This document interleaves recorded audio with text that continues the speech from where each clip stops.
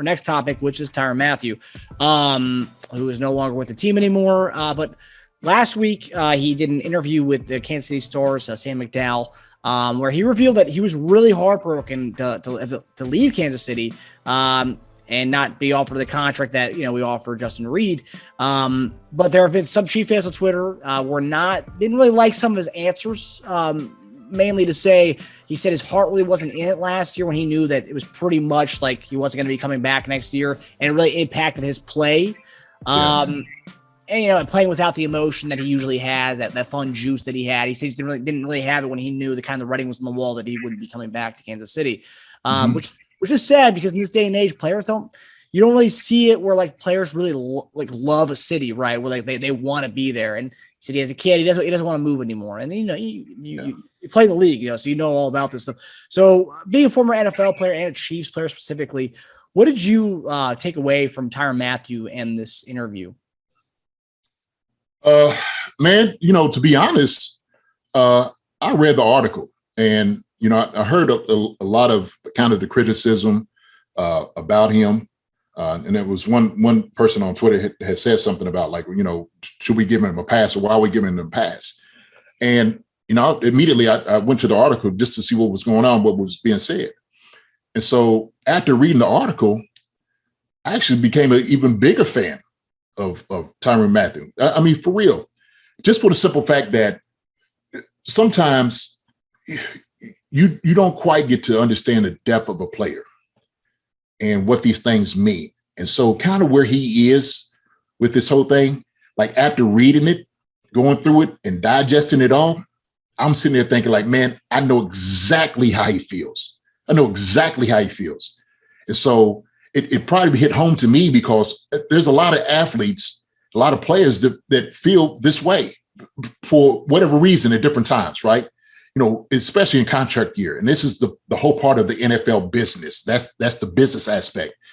And the thing is, he's a guy that wears his emotion on his sleeves. He goes out there and he gives it his all.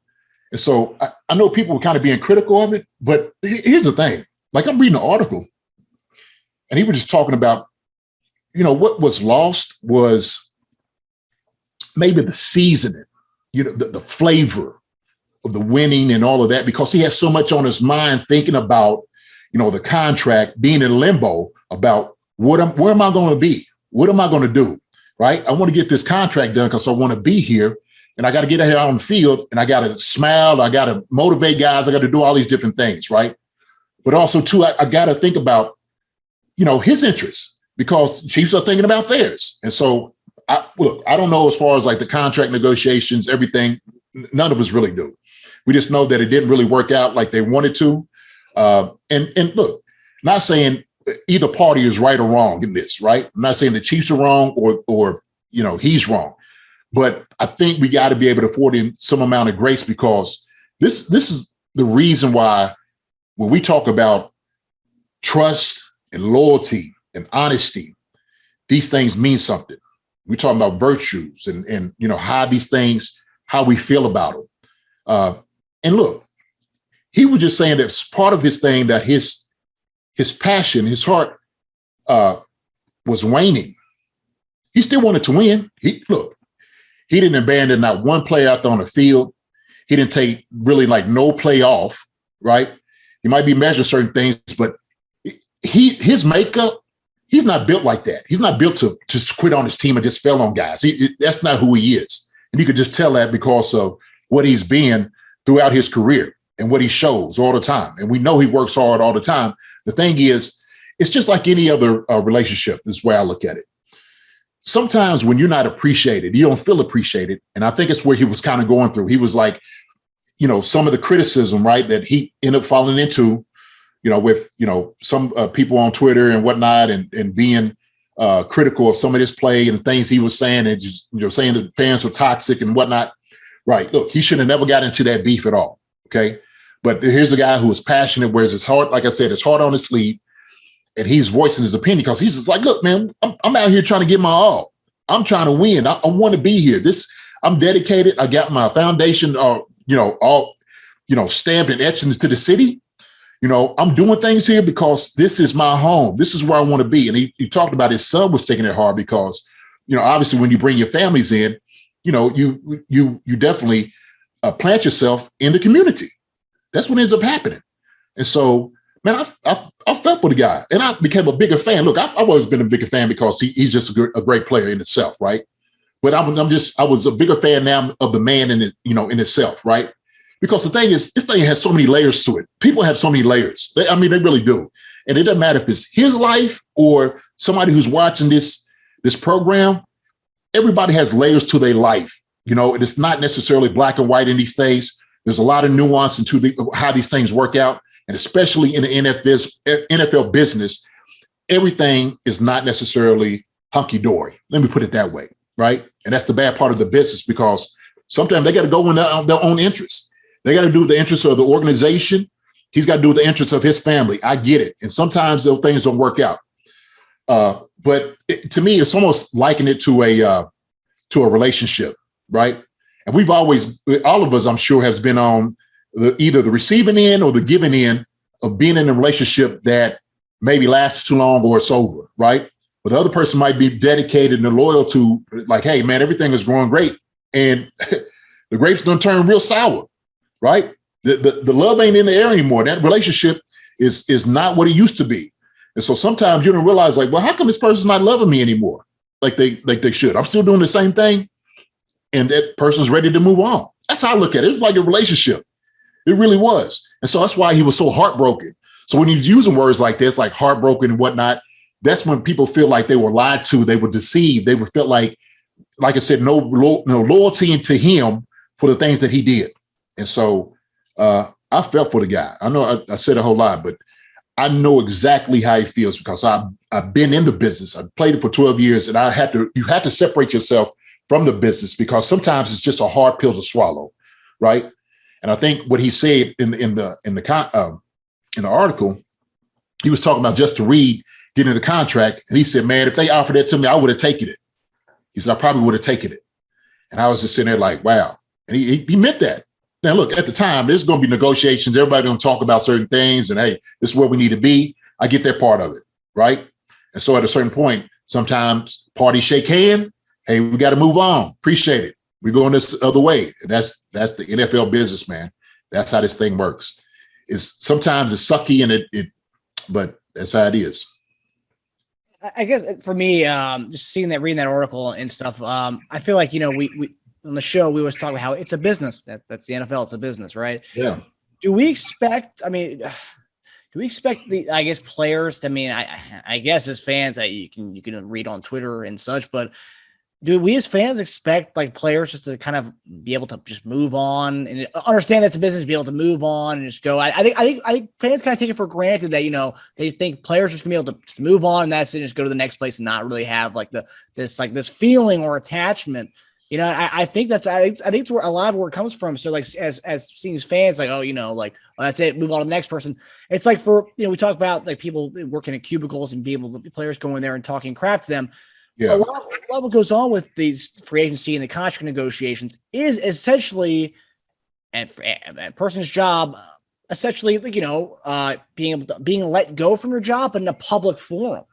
Right. Or let go from their job. They have a hard time telling their folks or anyone about, I got let go. People avoid going to dinners or going out and functions because they don't want to talk about their job situation. But this is that, but on a grand scale, on a public stage, and I think we forget that sometimes. And we do, and the simple fact, because we look at these players as icons. We might put them on a pedestal, and we just look at them as just that, just as a football player. What I talked about, we have layers. We're all human, okay? And we have feelings like everybody else. And I get, look, hey man, you're making all this money. Hey, suck it up and do it. I get that part of it, and he gets that part of it. But also too, we got to realize these things are pressures, and these things are real things in our lives that we have to deal with. And so that's why, to me, I'm one of those. I told my son that I think what part of what gives me reinforcement is, one, my faith. Okay, and I see Tyron, he's doing the same thing. His faith reinforces it because he's always thanking God for those things. And I'm like, man, that's beautiful, because that's what it is. He understands even in the hard times, he knows God's got his back. God had brought him a long way. He knows he's been blessed, right? And sometimes what we do is, because we become critical, and like Baker's like, hey, I wish I came to a cubicle. And I heard somebody was like, well, shoot, let me get all the money you making, and you could come to my cubicle all day and yell at me. Well, sure, if somebody, if you're feeding into all the criticism and whatnot and the noise, because that's what it's a lot of noise. And so it distracts you. And like you said, if that relationship is evaporating in front of everybody, that's not a good place to be. We can look at it like the past couple of weeks. We could talk about the evaporation of relationships in Hollywood. Man, when we talked about like how talking about Dwayne Haskins, how it just seemed like there was no compassion or empathy talking about this guy, right? That we wanted to bring out the worst thing that he possibly did. Well, I heard other people, they told him the truth. Yeah, but look, how about putting some grace on this thing? Man, the man just lost his life, and the thing that Gil said, and kudos to him coming in and apologizing, right? And Adam too apologizing, because it just seemed like it was heartless in a sense, right? Like you're just this object. And then look, nobody wants to be objectified. And sometimes people are like, I don't care to be objectified and stuff like that. But look, these guys still care about the people. They want to win for the city. They want to win for the people around them.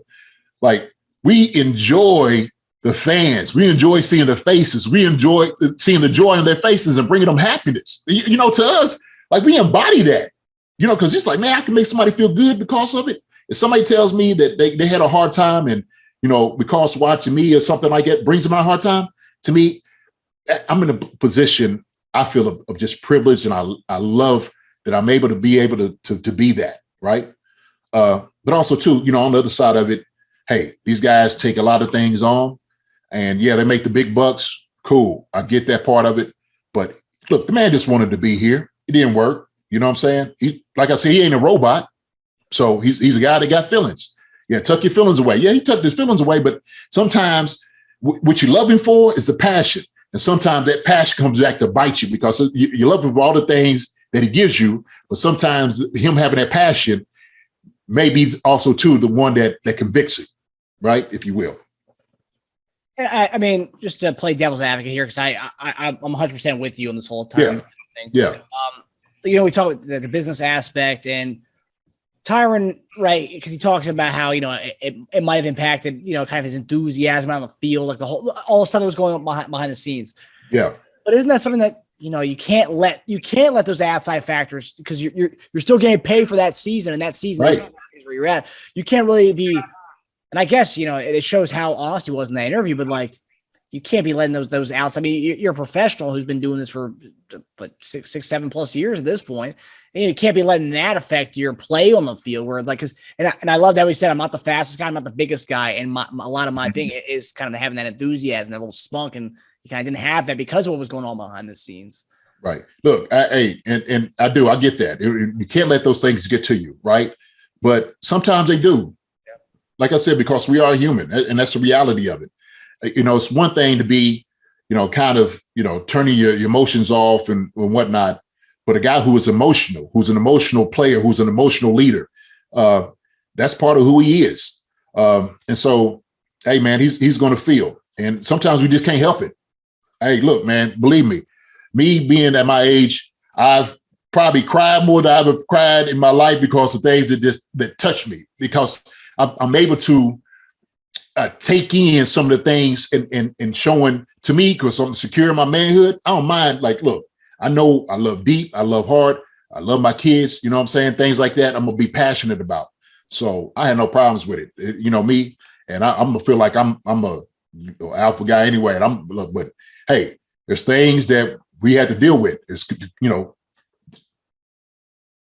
we had to make decisions for our lives and for our families. And so he's making a decision for his life and his family, because he's one, hey man, this is my livelihood.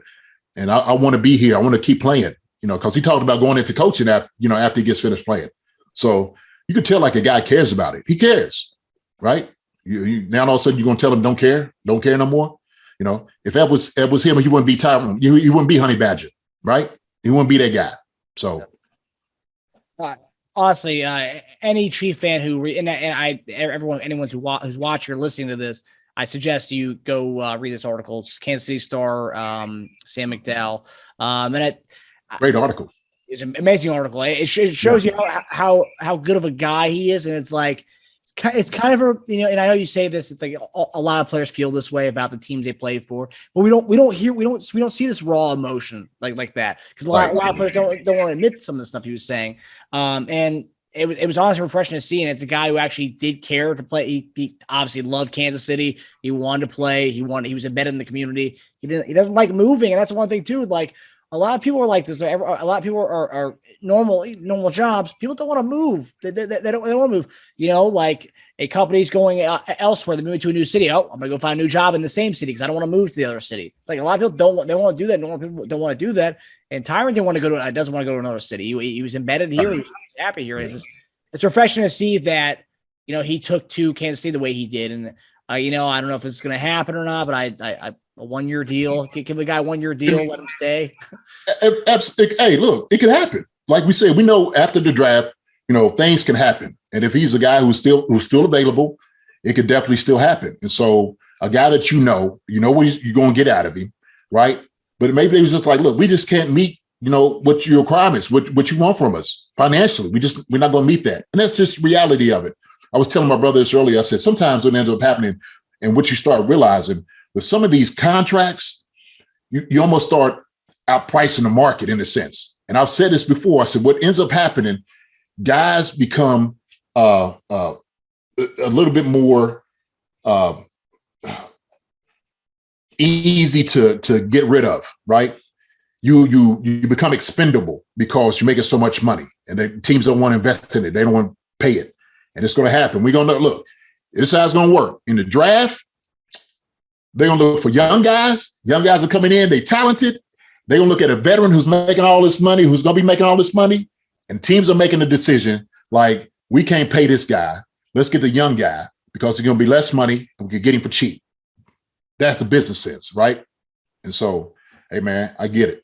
From a guy who's as tough as they come, I eat glass, nails, and everything, right? Hey, man, I got a little tenderness to me. I don't mind it.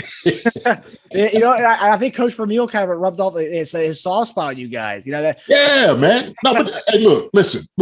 I look at it like this. God gave us emotions. Sometimes we suppress certain things, right?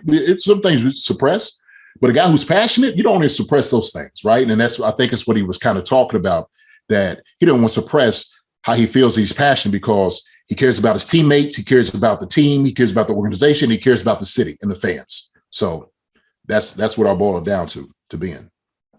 No, yeah, and I hope Tyrann Mathieu gets as much money as he wants wherever he lands. I hope he can he works out a deal and comes back to Kansas City because obviously he loved the city and he's done so much for the community. Right. Everybody deserves that, man. Look, everybody, seriously. If you're at work and you feel like not being, respected or somebody is valuing what you do, right? Everybody has to think about a career move. Like, do I want to still stay in this thing or do I want to keep dealing with this thing over and over again? And if you go somewhere and, the passion ain't is there from the first day, to your last day and you realize it, like, look, man, maybe it's time to move on.